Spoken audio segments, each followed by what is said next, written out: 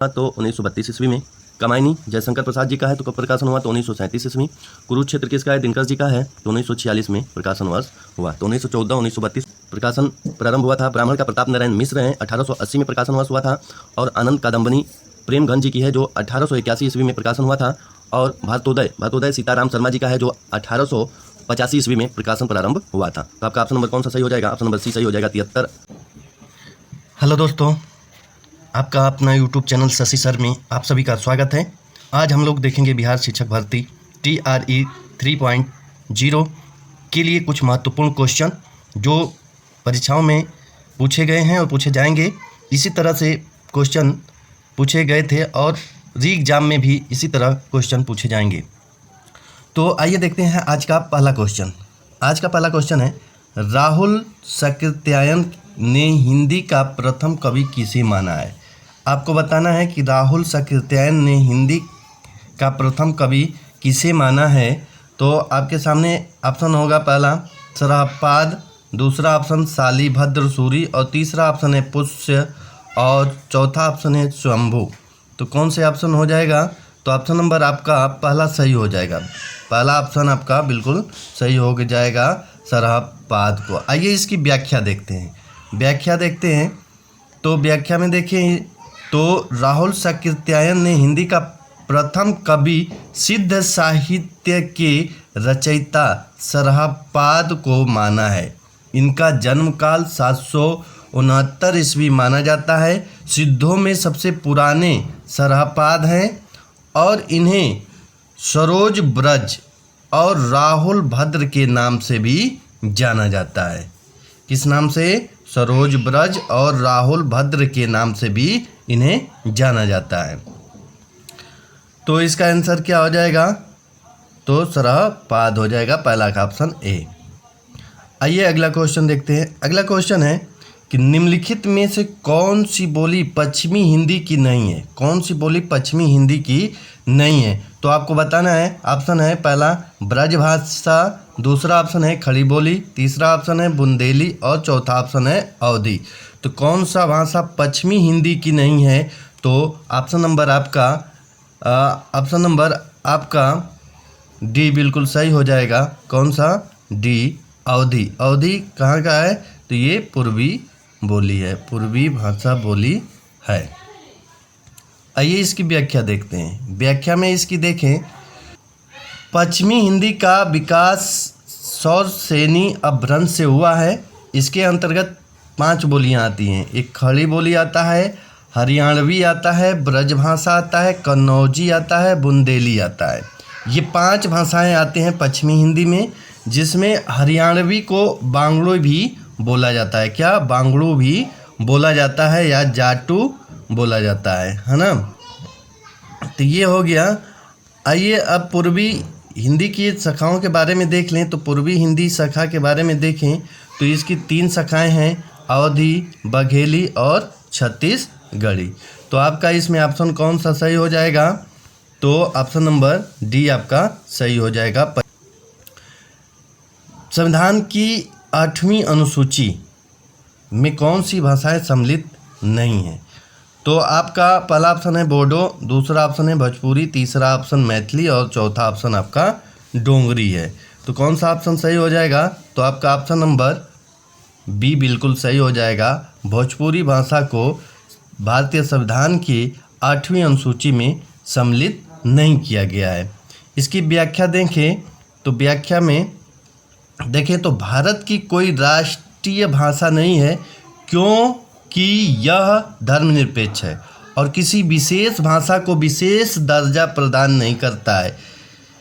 इनमें से 14 भाषाओं को शुरुआत में संविधान में शामिल किया गया था। अब 1967 में सिंध भाषाओं की सूची में शामिल हुई, यानी सिंध भाषा को कब शामिल किया गया, तो 1967 ईस्वी में। 1992 ईस्वी में 3 भाषाओं को सम्मिलित किया गया। 1992 ईस्वी में कौन कौन सी भाषा, तो कोंकणी, मणिपुरी और नेपाली को सम्मिलित किया गया। और 2004 में 4 भाषाओं को सम्मिलित किया गया, बोडो, डोंगरी, मैथिली, संथाली भाषाओं को सम्मिलित किया गया। तो ये देख लीजिएगा 1992 में कोंकणी, मणिपुरी, नेपाली को सम्मिलित किया गया है और 2004 में बोडो, डोंगरी, मैथिली, संथाली को सम्मिलित किया गया है। इस तरह से हमारे भारतीय संविधान के 8वीं अनुसूची में 22 भाषाएं सम्मिलित हो गई हैं। आइए देखते हैं 22 भाषाओं की सूची देख लेते हैं। तो इसमें असमिया, बंगाली, गुजराती, हिंदी, कन्नड़, कश्मीरी, कोंकणी, मलयालम, मणिपुरी, मराठी, नेपाली, ओडिया, पंजाबी, संस्कृत, सिंधी, तमिल, तेलुगु, उर्दू, बोडो, संथाली, मैथिली, डोगरी है। इस प्रकार से संविधान की 8वीं अनुसूची में सम्मिलित 22 भाषाएं हैं। आइए चौथा क्वेश्चन देखते हैं। चौथा क्वेश्चन है, बिहारी उपभाषा वर्ग के अंतर्गत कौन सी बोली नहीं आती है? बिहारी उपभाषा वर्ग के अंतर्गत कौन सी बोली नहीं आती है? तो आपका पहला ऑप्शन है भोजपुरी, दूसरा ऑप्शन है मगही, तीसरा ऑप्शन है बुंदेली और चौथा ऑप्शन है मैथिली। तो इसमें आपका कौन सा सही हो जाएगा? तो भोजपुरी, मगही, मैथिली बिहारी उपभाषा वर्ग के अंतर्गत बोलियां आती हैं और बुंदेली बोली नहीं आती है। तो आपका ऑप्शन नंबर सी सही हो जाएगा। आपका ऑप्शन नंबर कौन सही होगा? तो option number C is correct. C आपका ऑप्शन सही हो जाएगा। आइए अगला क्वेश्चन देखते हैं। अगला क्वेश्चन है, निम्नलिखित में से अष्टछाप के कवि कौन नहीं है? कौन नहीं है? अष्टछाप में कवियों की संख्या 8 है, जिसमें 4 इसमें हो जाएंगे आपके वल्लभाचार्य के शिष्य और अन्य 4 गोस्वामी विट्ठल नाथ के शिष्य हो जाएंगे। तो कुंभन दास, सूरदास, परमानंद दास, कृष्णदास और विट्ठल नाथ के शिष्य देखें तो गोविंद स्वामी, नंददास, शीत स्वामी, चतुर्भुज दास जी आ जाएंगे। तो इस प्रकार से इसमें देखें तो कौन से अष्टछाप के कवि इसमें नहीं हैं? तो ऑप्शन नंबर आपका ए बिल्कुल सही हो जाएगा। मुलुक दास जी अष्टछाप के कवि नहीं हैं। आइए अगला क्वेश्चन देखते हैं।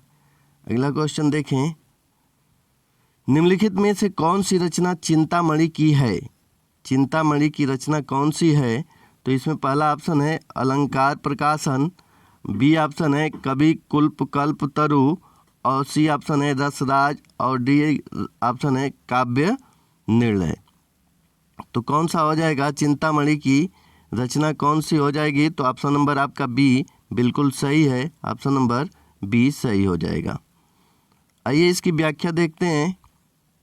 तो व्याख्या में देखें तो राम सहाय की प्रमुख कृतियाँ, अलंकार प्रकाशन किसकी है? तो राम सहाय की है। राम सहाय की है। कवि कुल कल्प तरु किसकी है? चिंतामणि जी की है। काव्य निर्णय भिखारी दास की है और रसराज मतीराम जी की है। आइए अगला क्वेश्चन देखते हैं। इनमें से कौन सा कवि द्विवेदी युग का है? द्विवेदी युग का कौन सा कवि है ये बताना है। तो पहला ऑप्शन इसमें बद्री नारायण चौधरी प्रेमघन, बी ऑप्शन है राधा कृष्णदास और सी ऑप्शन है जसवंत सिंह और डी ऑप्शन है गया प्रसाद शुक्ल स्नेही। तो इसमें आपका कौन सा ऑप्शन सही हो जाएगा? तो इसमें आपका ऑप्शन नंबर डी बिल्कुल सही हो जाएगा। गया प्रसाद शुक्ल स्नेही, गया प्रसाद शुक्ल स्नेही। आइए व्याख्या देखते हैं। तो व्याख्या में इस देखें तो महावीर प्रसाद द्विवेदी, नाथूराम शर्मा शंकर, राम नरेश त्रिपाठी, गया प्रसाद शुक्ल स्नेही तथा देवी प्रसाद पूर्ण, ये आपके द्विवेदी युग के कवि हो जाएंगे। और भारतेंदु युग की कवि का नाम देख, भारतेंदु हरिश्चंद्र आ जाएंगे, बाबा सुमेर सिंह आ जाएंगे, बद्री नारायण प्रेमघन आ जाएंगे, प्रताप नारायण मिश्र आ जाएंगे, राधा कृष्ण दास आ जाएंगे, अंबिका दत्त व्यास आ जाएंगे और ठाकुर जगमोहन सिंह इस युग के प्रमुख कवि हैं। किस युग के? तो भारतेंदु युग के ये कवि हैं। महाराजा जसवंत सिंह के बारे में जाने तो महाराजा जसवंत सिंह मरवाड़ के शासक थे। वे राठौर राजपूत थे। वे एक अच्छे लेखक थे जिन्होंने शुद्ध आनंद विलास और भाषा भूषण नामक ग्रंथ की रचना की थी। आइए अगला क्वेश्चन देखते हैं। इनमें से कौन सा कवि प्रगतिवादी है? कौन सा कवि प्रगतिवादी है? तो इसमें देखें तो ऑप्शन नंबर दिया है केदारनाथ अग्रवाल, बी है त्रिलोचन, सी है भगवती प्रसाद मिश्र और डी है शिव मंगल सिंह सुमन। तो इसमें कौन सा ऑप्शन सही हो जाएगा? तो ऑप्शन नंबर आपका सी बिल्कुल सही हो जाएगा, भवानी प्रसाद मिश्र जी। अगला क्वेश्चन देखें तो पहले मैं सन्नाटा बुनता हूँ किसकी पंक्ति है? पहले मैं सन्नाटा बुनता हूँ किसकी पंक्ति है? इस प्रकार के क्वेश्चन बीपीएससी टीचर में पूछे गए थे और पूछे जाएंगे, तो ध्यान से देखिएगा। तो इसमें आपका ऑप्शन नंबर ए सही हो जाएगा, अज्ञे जी। पहले मैं सन्नाटा बुनता हूँ किसकी पंक्ति है? तो अज्ञे जी की है। आइए अगला क्वेश्चन देखते हैं। इसमें अगला क्वेश्चन है, निम्न में से कौन सी रचना सर्वेश्वर दयाल सक्सेना की नहीं है? नहीं है पूछा है, ध्यान दीजिएगा। तो इसमें काठ की घंटियाँ, कुआनो नदी, लिपटा रजाई में, ये सर्वेश्वर दयाल सक्सेना की रचनाएं हैं। आत्महत्या के विरुद्ध ये उनकी रचनाएं नहीं है। तो आपका ऑप्शन नंबर कौन सही हो जाएगा? ऑप्शन नंबर सी बिल्कुल सही हो जाएगा। ऑप्शन नंबर कौन सही होगा? तो ऑप्शन नंबर सी आपका बिल्कुल सही हो जाएगा। आत्महत्या के विरुद्ध किसकी रचना है? तो रघुवीर सहाय की रचना है। किसकी रचना है? तो रघुवीर सहाय की रचना है। आइए अगला क्वेश्चन देखते हैं। निम्नलिखित में कौन सा उपन्यास देवकी नंदन खत्री का नहीं है? तो इसमें आपका ऑप्शन नंबर बी सही हो जाएगा। किसकी है? तो सिद्धाराम फिलौरी उपन्यास है। तो ऑप्शन नंबर बी आपका सही हो जाएगा। 12 नंबर क्वेश्चन देखते हैं।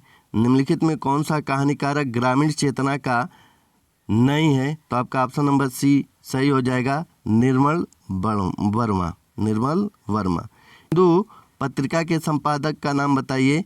तो इसमें कौन हो जाएंगे? तो आपका ऑप्शन नंबर ए बिल्कुल सही हो जाएगा, अंबिका प्रसाद गुप्त जी हैं। आवारा मसीहा रचना किसके जीवन काल पर आधारित है? किसके जीवन पर आधारित है? तो ऑप्शन नंबर आपका कौन सा सही हो जाएगा? तो ऑप्शन नंबर बी आपका बिल्कुल सही हो जाएगा, शरद चंद्र जी पर आधारित है। आइए अगला क्वेश्चन देखते हैं। अगला क्वेश्चन है, निम्नलिखित में कौन सी रचना नाट्य काव्य नहीं है? नाट्य काव्य नहीं है तो कौन रचना नहीं है? तो परशुराम की प्रतीक्षा। परशुराम की प्रतीक्षा काव्य नाटक नहीं है। ऑप्शन नंबर सी आपका सही हो जाएगा। अगला क्वेश्चन देखते हैं। तो निम्नलिखित में कौन सा ग्रंथ हजारी प्रसाद द्विवेदी का नहीं है? हजारी प्रसाद द्विवेदी का नहीं है तो अशोक के फूल हजारी प्रसाद द्विवेदी का है, कुटज हजारी प्रसाद द्विवेदी का है, विचार प्रवाह हजारी प्रसाद द्विवेदी जी का है और डी ऑप्शन वृंत और विकास हजारी प्रसाद द्विवेदी जी का नहीं है। किसका है? तो शांति प्रिय द्विवेदी जी का है, वृंत और विकास। अगला क्वेश्चन देखते हैं। तो अगला क्वेश्चन है, प्रगतिशील साहित्य की समस्याएं नामक ग्रंथ के लेखक का क्या नाम है?